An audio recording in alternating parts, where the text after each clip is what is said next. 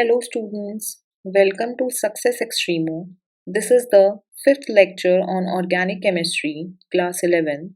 इससे पहले we have already done discussing the introduction, shape and hybridization, sigma and pi bonds का difference and also the structural representation of organic compounds. अगर आपने वो topics नहीं किए हैं, then I would link the video in the description. I would suggest that कि आप उन टॉपिक्स को पहले क्लियर कर लें. आज की इस वीडियो में we will be discussing the classification of organic compounds. Classification के साथ साथ वी विल ऑल्सो अंडरस्टैंड कि पेरेंट चेन क्या होती है and how to choose the parent chain, जो कि आगे के टॉपिक्स के लिए एंड नॉमेनक्लेचर के लिए एक्सट्रीमली इम्पोर्टेंट है. So let us start with the lecture. Classification समझने से पहले हम लोग ये समझ लेते हैं कि हाइड्रोकार्बन्स क्या होता है. हाइड्रोकार्बन्स सिंपलेस्ट ऑर्गेनिक कंपाउंड्स होते हैं जो कि सिर्फ और सिर्फ कार्बन और हाइड्रोजन से बने होते हैं, जिसमें कार्बन और हाइड्रोजन जो होता है वो सिंगल बॉन्ड से और we can say sigma bond से ज्वाइन होता है, और कार्बन के बीच में सिंगल बॉन्ड भी हो सकता है, कार्बन और कार्बन के बीच में डबल बॉन्ड भी हो सकता है एंड कार्बन के बीच में ट्रिपल बॉन्ड भी हो सकता है. Hydrocarbons are regarded as the parent chain organic compounds and organic chemistry के जितने अदर कंपाउंड्स होते हैं, जैसे अल्कोहल हो गया, एल्डिहाइड हो गया, कार्बोक्सिलिक एसिड, कीटोन या दूसरे फंक्शनल ग्रुप्स जो होते हैं, all those are considered to be derivatives of hydrocarbons only. In hydrocarbons derivatives या फिर अदर ऑर्गेनिक कंपाउंड्स की जो फॉर्मेशन होती है हाइड्रोकार्बन से ही होती है. जब हाइड्रोकार्बन में वन और मोर देन वन हाइड्रोजन को रिप्लेस कर देते हैं by some any other functional group like alcoholic group, carboxylic group और एनी अदर फंक्शनल ग्रुप, जिसको हम धीरे धीरे आगे आने वाले लेक्चर्स में डिस्कस करेंगे डिटेल में. तो जैसे हाइड्रोकार्बन में से जब एक हाइड्रोजन निकाल देते हैं तो उस पर्टिकुलर स्पीशीज को हम बोलते हैं एल्काइल ग्रुप, और उसको हम रिप्रेजेंट करते हैं by the letter capital R dash. ये डैश इसलिए होता है बिकॉज इस एल्काइल ग्रुप में से एक वैलेंसी कम है. मीन्स अगर वैलेंसी कम है तो ये बहुत ज़्यादा रिएक्टिव है, और अगर बहुत ज़्यादा रिएक्टिव है तो उस वैलेंसी को पूरा करने के लिए कोई भी फंक्शनल ग्रुप आपका अटैच कर सकता है, तो वो एल्काइल चेन के पीछे फंक्शनल ग्रुप लग जाएगा. अब वो functional group can be alcohol, जिसको हम OH से रिप्रेजेंट करते हैं, कार्बोक्सिलिक एसिड जिसको हम COOH से रिप्रेजेंट करते हैं, या फिर एल्डिहाइड ग्रुप जिसको हम CHO ग्रुप से रिप्रेजेंट करते हैं, और भी बहुत सारे फंक्शनल ग्रुप्स होते हैं जो कि अटैच हो सकते हैं. अब एक पर्टिकुलर एग्जाम्पल से समझते हैं इस चीज को.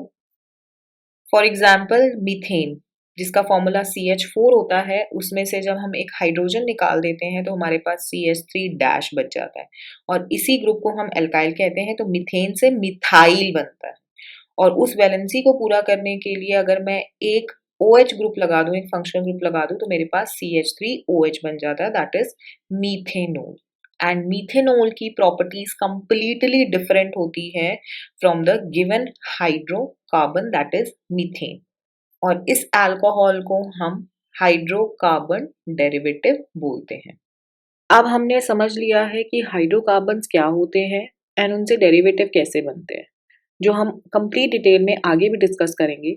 सो for now we will discuss about कि हाइड्रोकार्बन्स के अंदर कार्बन की अरेंजमेंट कैसे होती है. तो सबसे पहले and the simple type of hydrocarbons is when जब कार्बन और कार्बन स्ट्रेट चेन में अरेंज होते हैं. And when carbon and carbon are arranged into straight chain, these type of hydrocarbons are known as straight chain hydrocarbons. एक चीज बहुत clearly दिमाग में रखनी है कि कार्बन और कार्बन की अरेंजमेंट को कंसिडर करना है, ना कि कार्बन और हाइड्रोजन की. जैसे कि यहाँ पे जैसे कार्बन और कार्बन स्ट्रेट चेन में है, कार्बन और कार्बन स्ट्रेट चेन में, हाइड्रोजन की अरेंजमेंट को कंसिडर नहीं करना. फॉर एग्जाम्पल सबसे पहले हमने एग्जाम्पल ले रखा है प्रोपेन का.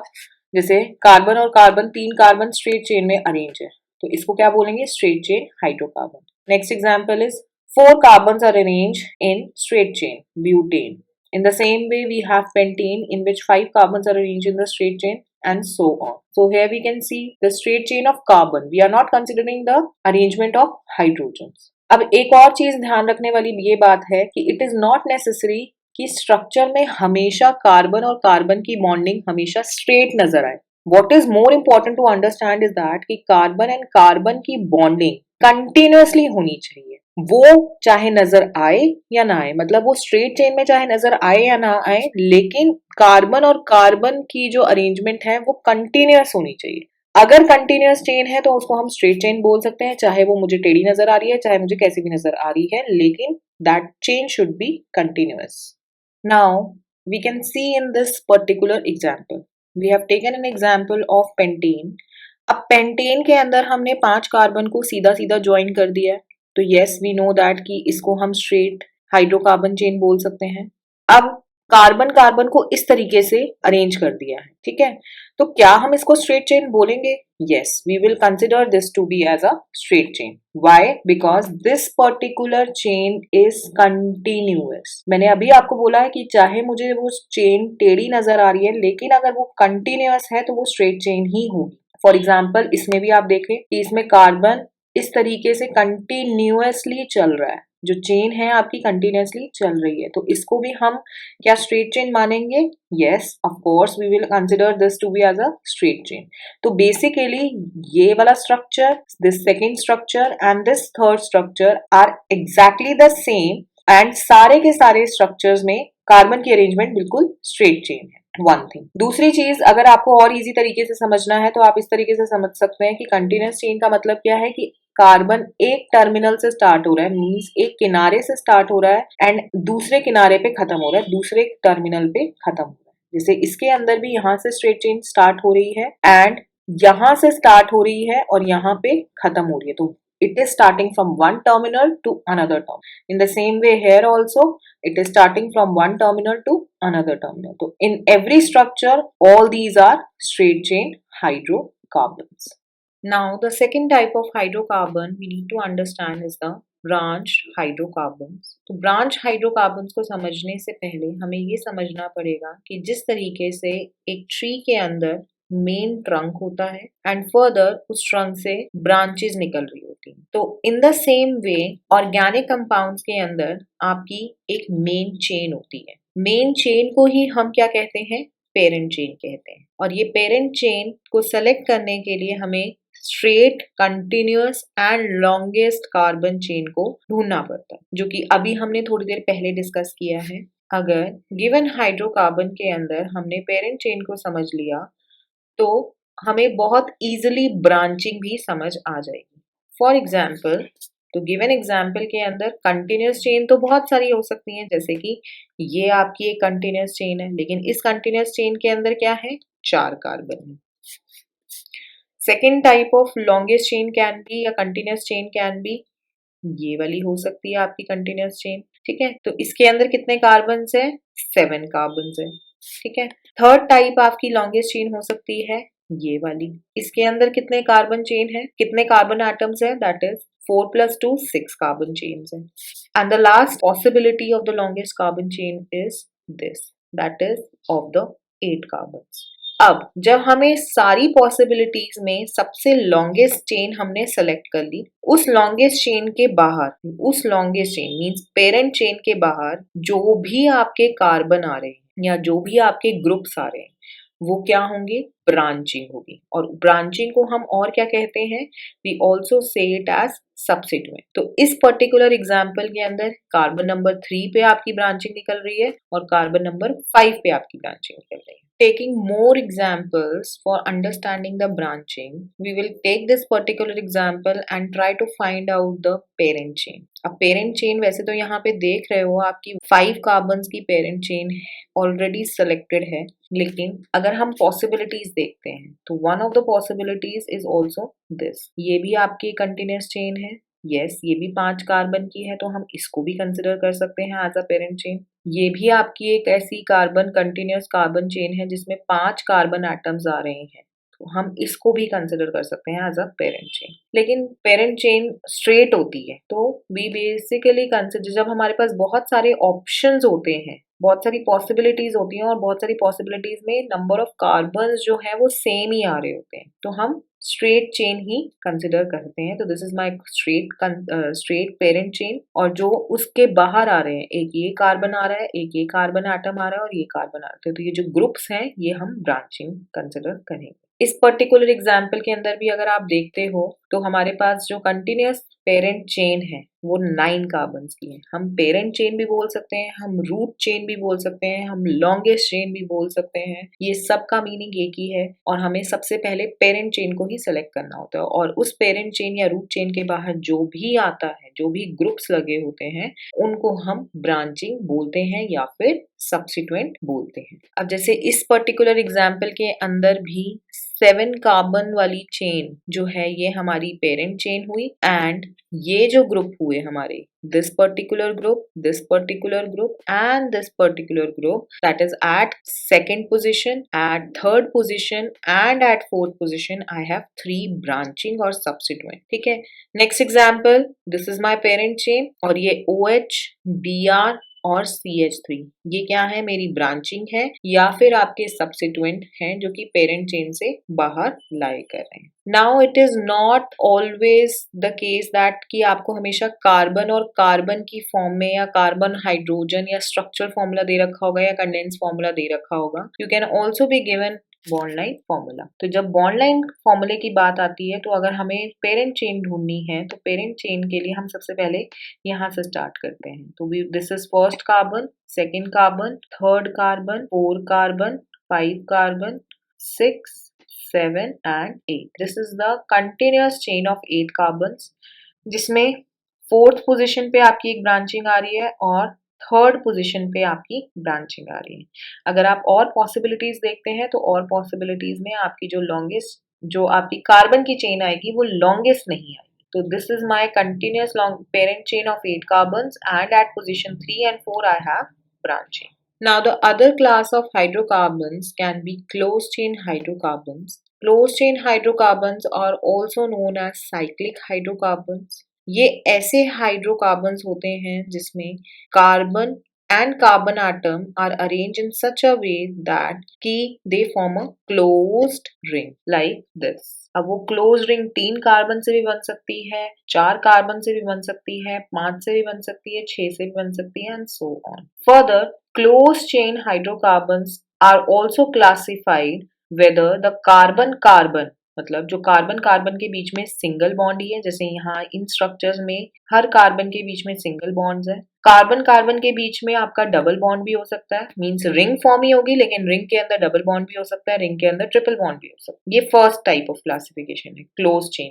सेकेंड तरीके से जो क्लोज चेन हाइड्रोकार्बन्स क्लासिफाई हो सकते हैं, they can be on the basis of aromaticity और एलिसाइक्लिक। थर्ड आ जाता है कि क्लोज चेन हाइड्रोकार्बन्स आपके होमोसाइक्लिक भी हो सकते हैं और हेट्रोसाइक्लिक भी हो सकते हैं। अब इन टर्म्स को हम धीरे धीरे डिटेल में डिस्कस करेंगे आगे। तो अब जैसे हमने अभी जो हाइड्रोकार्बन्स डिस्कस करे हैं, that were cyclic hydrocarbons, but the carbon carbon has a single bond. Now the ring can have one और more than one double bonded. जब रिंग के अंदर एक या एक से ज्यादा डबल बॉन्ड हो सकते हैं, तो उस वाले हाइड्रोकार्बन्स को हम बोलते हैं साइक्लोएल्केन्स। इन द सेम वे हमारे पास रिंग स्ट्रक्चर हो सकता है, लेकिन रिंग स्ट्रक्चर के अंदर आपका ट्रिपल बॉन्ड भी हो सकता है। तो जब रिंग में ट्रिपल बॉन्ड होता है तो उसको हम साइक्लोएल्काइंस बोलते हैं। नेक्स्ट टाइप आ जाती है आपकी aromatic compounds. Aromatic compounds completely different होते हैं एलिसाइक्लिक से, और इनकी प्रॉपर्टीज भी कंप्लीटली डिफरेंट होती हैं, जो कि हम आगे पढ़ेंगे। एंड इसका बेस्ट एग्जांपल इज बेंजीन, जिसका मॉलिक्यूलर फॉर्मूला होता है C6H6। Now we are starting with the proper classification of the organic compounds. Organic compounds की first classification होती है on the basis कि whether the organic compounds has a straight chain or a cyclic structure. अगर straight chain है तो उसको हम acyclic या open chain भी बोल सकते हैं, और अगर structure के अंदर कोई रिंग है तो वी विल बेसिकली से इट एज साइक्लिक और क्लोज चेन। फर्दर एसाइक्लिक और ओपन चेन स्ट्रक्चर जो होते हैं दो क्लासेस में डिवाइडेड होते हैं, that is saturated and unsaturated. Saturated वो होते हैं जिसमें सारे के सारे सिंगल बॉन्ड्स होते हैं, अनसैचुरेटेड जिसमें एक या एक से ज्यादा डबल या ट्रिपल बॉन्ड होता है। फर्दर साइक्लिक कंपाउंड्स जो होते हैं उनकी जो क्लास होती है वो होमोसाइक्लिक और हेट्रोसाइक्लिक होता है। होमोसाइक्लिक का मतलब as the name suggest, homo means same, means cycle के अंदर या रिंग के अंदर या क्लोज चेन के अंदर एक ही तरीके का एटम हो। जैसे इस केस में अगर रिंग के अंदर सिर्फ और सिर्फ कार्बन है तो वो आ जाएगा होमोसाइक्लिक के अंदर, लेकिन अगर रिंग के अंदर कार्बन भी है और कार्बन के साथ कुछ और एटम भी है जैसे ऑक्सीजन, नाइट्रोजन, सल्फर और एनी अदर एटम, तो उसको हम बोलेंगे हेट्रोसाइक्लिक। तो सैचुरेटेड का हमें पता ही है कि उसके अंदर सारे सिंगल बॉन्ड्स होते हैं तो उसको हम एल्केन्स बोलते हैं, और अनसैचुरेशन या अनसैचुरेटेड हाइड्रोकार्बन्स के अंदर जब डबल बॉन्ड होता है तो उसको एल्कीन्स बोलते हैं, एंड जब ट्रिपल बॉन्ड होता है तो उसको एल्काइंस बोलते हैं। Homocyclic hydrocarbons are further divided into two classes, that is alicyclic and aromatic. Alicyclic का मतलब क्या होता है कि वो साइक्लिक है लेकिन उसके अंदर कार्बन रिंग्स है, एंड वो भी दो क्लासेस में डिवाइडेड होते हैं, that is saturated and unsaturated, ये हम ऑलरेडी डिस्कस कर चुके हैं। और एरोमेटिक कंपाउंड्स के अंदर बेंजेनॉइड या फिर नॉन बेंजेनॉइड क्लास आती है। एरोमेटिक या एरोमेटिसिटी क्या होता है आगे कंप्लीटली करेंगे हम, लेकिन अगर उस कंपाउंड के अंदर बेंजीन है तो उसका मतलब क्या होगा, वो बेंजेनॉइड ऑर्गेनिक कंपाउंड होगा। अगर बेंजीन नहीं है तो वो नॉन बेंजेनॉइड ऑर्गेनिक कंपाउंड होगा। और फर्दर सैचुरेटेड एलिसाइक्लिक को हम साइक्लोएल्केन्स कहते हैं, अनसैचुरेटेड एलिसाइक्लिक कंपाउंड्स को साइक्लोएल्कीन्स या फिर साइक्लोएल्काइंस कहते हैं। अब इन सबको एक एक करके हम डिटेल में भी डिस्कस करेंगे, so let's start. So table के left hand side of classification से वी आर स्टार्टिंग। फर्स्ट क्या था कि एलिसाइक्लिक ऑर्गेनिक कंपाउंड्स क्या होते हैं। एलिसाइक्लिक ऑर्गेनिक कंपाउंड्स को हम एलिफेटिक एरोमेटिक कंपाउंड्स भी कहते हैं, और ये वो कंपाउंड्स होते हैं जिसमें कोई रिंग नहीं होती, मींस ये ओपन चेन स्ट्रक्चर होते हैं। They can be straight chain as well as the branch chain. Straight chain और ब्रांचिंग हम ऑलरेडी डिस्कस कर चुके हैं। और acyclic organic compounds further divided होते हैं सैचुरेटेड और अनसैचुरेटेड में। So saturated alicyclic organic compounds वो होते हैं जिसमें कार्बन और कार्बन का सिंगल बॉन्ड होता है। अनसैचुरेटेड वो होते हैं जिसमें एटलीस्ट वन और more than one, there could be a double bond as well as a triple bond also. Next point of difference is that कि सैचुरेटेड के अंदर डबल और ट्रिपल बॉन्ड होता नहीं है ऑफ कोर्स, और अनसैचुरेटेड के अंदर पाई बॉन्ड्स होते हैं, जो कि डबल और ट्रिपल बॉन्ड के अंदर पाई बॉन्ड्स होते हैं। जैसे डबल बॉन्ड के अंदर एक पाई बॉन्ड होगा एंड एक सिग्मा बॉन्ड होगा, और ट्रिपल बॉन्ड के अंदर दो पाई बॉन्ड्स होते हैं और एक सिग्मा बॉन्ड होता है।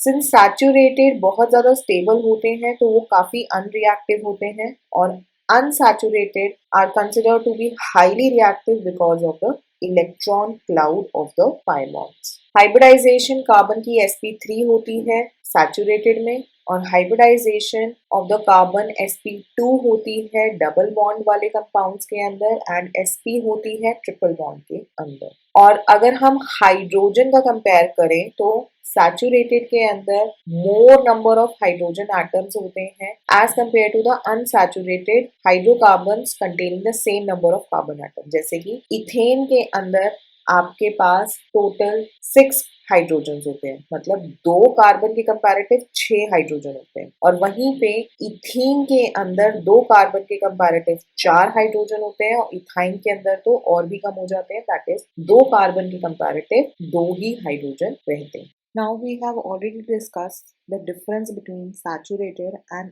unsaturated acyclic organic compounds. Saturated further हमारे divided होते हैं alkanes के अंदर, जिसको हम पैराफिन्स भी कहते हैं, और उनका जर्नल फॉर्मूला होता है CnH2n+2। अगर सिंपल एग्जांपल लें तो हमें पता है n की जगह अगर हम 1 डालें तो we will get the formula of C1H2 into 1 plus 2, and we will get the formula of methane. In the same way, we get the formula for ethane, putting N is equal to 2, that is C2H6. Further, unsaturated acyclic organic compounds हमारी दो classes में divide होते हैं, alkenes and alkynes. Alkenes को ओलिफेन्स भी बोलते हैं और उसका जर्नल फॉर्मूला होता है CnH2n। एंड चेन के अंदर कोई ना कोई डबल बॉन्ड होता है, तो अगर n इज इक्वल टू 2 डालें तो we will get the formula of C2H4 and n is equal to 4 डालें तो we will get the formula of C4H8।